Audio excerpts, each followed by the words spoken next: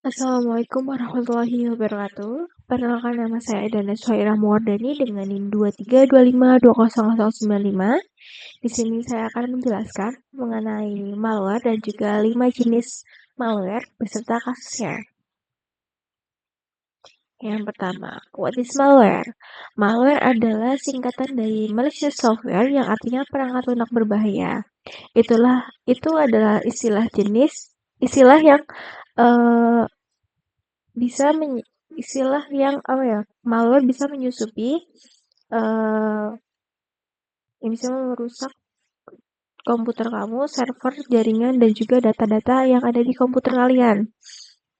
Yang kedua, jenis-jenis malware. Di sini saya akan menjelaskan mengenai 5 jenis malware dan juga beserta kasusnya.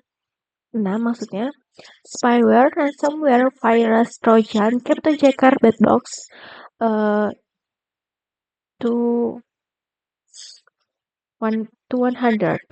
Yang pertama, ransomware. Ransomware adalah malware yang akan mengunci sebuah file penting kamu saat kamu buka file yang kamu klik, nanti akan langsung terkunci.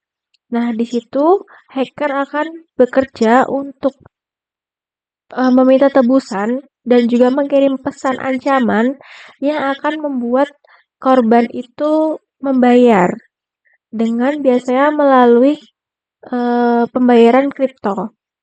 Di sini hacker akan memunculkan pesan ancaman seperti ini dan juga korban akan terpaksa membayar karena jika tidak membayar akan mengakibatkan file itu akan terhapus secara permanen oleh yang akan dilakukan oleh hacker tersebut kayak gitu.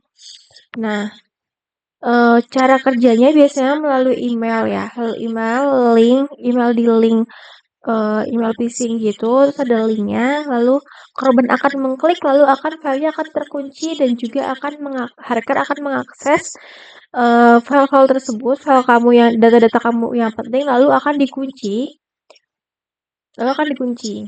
dan juga di sini ada kasus pada tahun 2025 juga di tanggal 27 Agustus, ransomware pertama yang menggunakan AI telah ditemukan. Yang bernama Promlock itu menggunakan AI lokal untuk menggagalkan deteksi heuristik dan menghindari pelacakan IPA. Nah, itu lewat file palsu atau email phishing yang tadi sudah saya sebutkan. Lalu menggunakan AI lokal, mengeksekusi semua file komputer tanpa butuh internet dan menampilkan pesan tebusan yang akan membuat korban membayar ke hacker tersebut. Nah, cara agar kita terhindar dari ransomware itu kita harus putuskan internet dan juga jangan mengklik link apapun yang terlihat mencurigakan. Dan juga recovery offline itu kita langsung kayak mendownload sebuah antivirus yang akan digunakan untuk korban agar terhindar dari malware-malware yang 5 jenis tadi ataupun sebagainya. Dan juga solusi yang kedua itu adalah format sistem. Jika perlu itu berarti kan di format semua, itu dihapus semua, dan juga jangan sampai korban membayar tebusan gitu. Yang kedua adalah spyware. Spyware adalah sebuah malware yang penggunanya itu bisa lewat link, lalu nanti hacker mengakses dari link tersebut. Jadi dia bisa mengekskripsi dan juga melihat mengakses history atau data-data dari pengguna tersebut. Nanti akan dialihkan ke server hacker.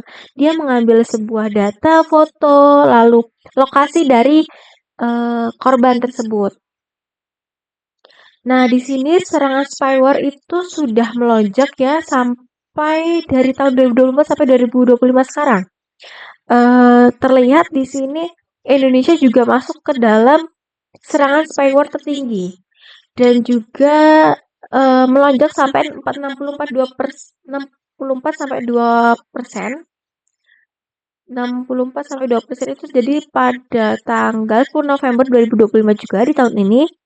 Itu biasanya cara kerjanya itu melalui aplikasi palsu, link phishing WhatsApp, iklan berbahaya, dan juga aplikasi yang sudah dimodifikasi oleh hacker tersebut. Jadi nanti korban itu masuk atau mengklik atau mendownload sebuah aplikasi yang bisa hacker sudah susupi dengan malware ataupun script kode yang sudah isinya berbahaya, dan uh,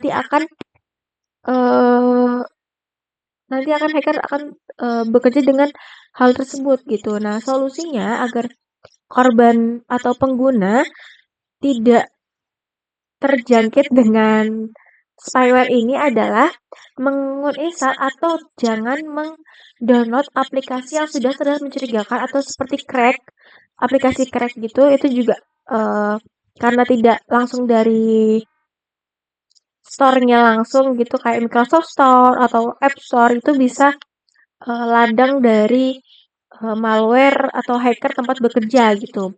Dan juga langsung di-reset handphone atau laptop yang akan atau mendownload antivirus atau anti malware gitu. Terus nanti update OS biasanya. Nah, yang ketiga adalah Trojan. Trojan adalah sama seperti tadi, itu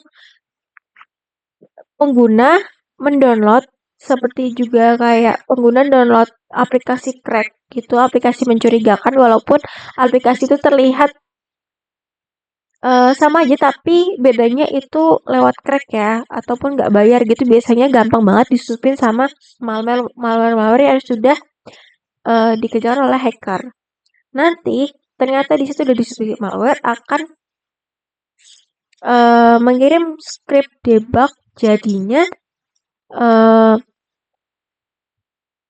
akan menginfeksi perangkat dan juga membuat backdoor. Jadi nanti hacker nggak susah-susah login atau ngirim virus baru ke handphone atau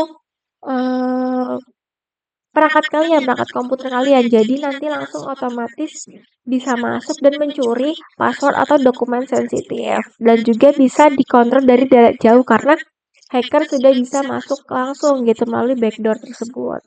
Nah, di sini untuk kasusnya pada tahun 2025 juga, itu data login dari pemerintah Kanada di US itu diambil oleh hacker. Nah, nanti biasanya pas lagi updatean file itu nanti sudah ada backdoor yang sudah dibuat oleh hacker. Nah, jadinya langsung diambil password atau data yang penting dari pemerintah US gitu. Jadi untuk teman-teman yang agar tidak terkena Trojan seperti itu kalian juga pentingnya mendownload antivirus di laptop maupun jaga-jaga dari handphone kalian itu, yaitu antivirus di handphone kalian. Dan juga langsung putuskan internet, ganti semua password, dan juga gunakan autentikasi 2 faktor, yaitu seperti di WhatsApp. Yang ketiga yaitu Bedbox. Bedbox itu baru ya teman-teman. Jadi malware ini adalah malware yang baru ditemukan juga, karena itu biasanya dari tablet-tablet murah yang ada di negara Cina. Jadi hacker sudah menyusupi script atau malware yang udah langsung otomatis diperjualbelikan nantinya. Nanti pengguna membeli tablet murah, lalu sudah ada malwarenya kayak gitu.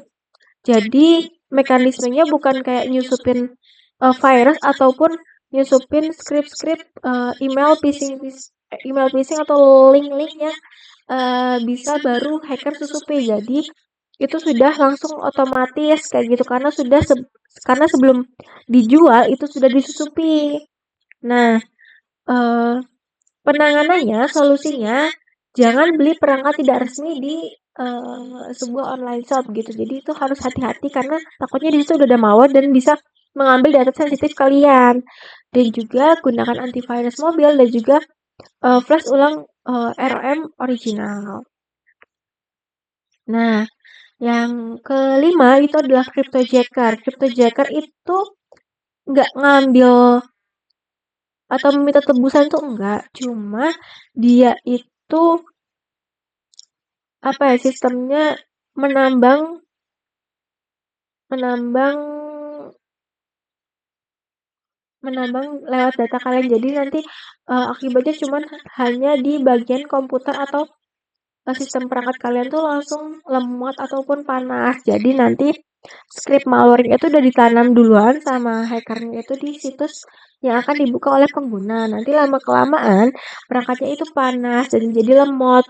Akibatnya performa website yang akan dibuka oleh pengguna itu turun dan juga baterainya boros. Dan akhirnya itu akan membuat uh, listriknya itu lebih tinggi gitu kan pembayarannya. Jadinya di situ hacker itu cuman hanya merugikan di bagian perangkat sistem kalian saja, tetapi tidak mengambil data-data sensitif kayak gitu. Nah, untuk kasus sendiri jarang terjadi karena biasanya itu secara diam-diam saja. Karena dan juga itu nggak banyak menarik perhatian, makanya sulit terlacak. Karena biasanya korban-korban itu individual ya, hackernya itu nyerangnya individu bukan per uh, industri ataupun perusahaan seperti itu. Nah, itu akibatnya, mohon maaf ini salah, solusi penanganannya nomor 12, itu gunakan anti malware, lalu pasang extension memblok script mining dan juga update browser rutin, lalu jangan install extension random dan juga jangan buka file XJS CCR dari email. Oke, itu saja yang bisa saya sampaikan dari presentasi kali ini. Kurang lebihnya mohon maaf. Wassalamualaikum warahmatullahi wabarakatuh.